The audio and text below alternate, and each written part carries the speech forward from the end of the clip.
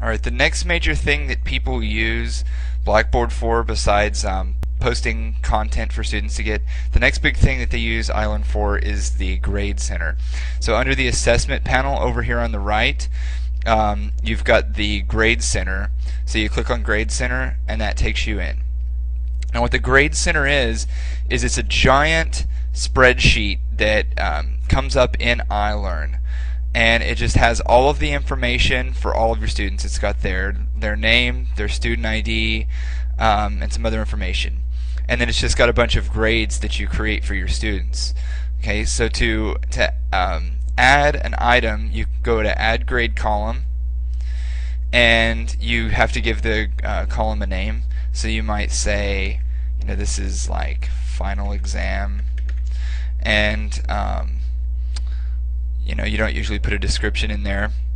You can determine how you're going to display that. Typically you'll display it as a score, but you can make it text, which would allow you to do things like put letter grades in. You can actually put letter grades in or text.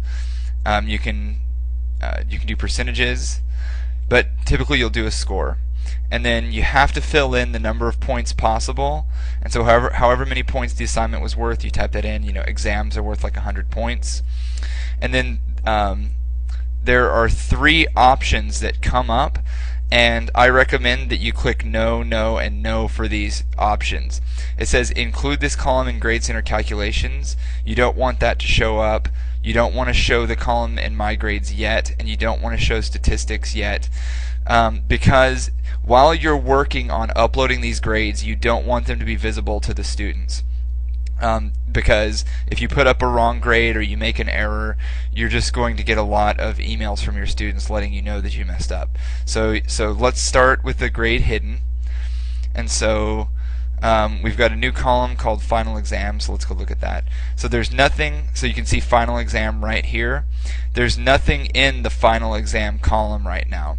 To add grades, all we do is just type in the letter grade and or type in the number and hit enter.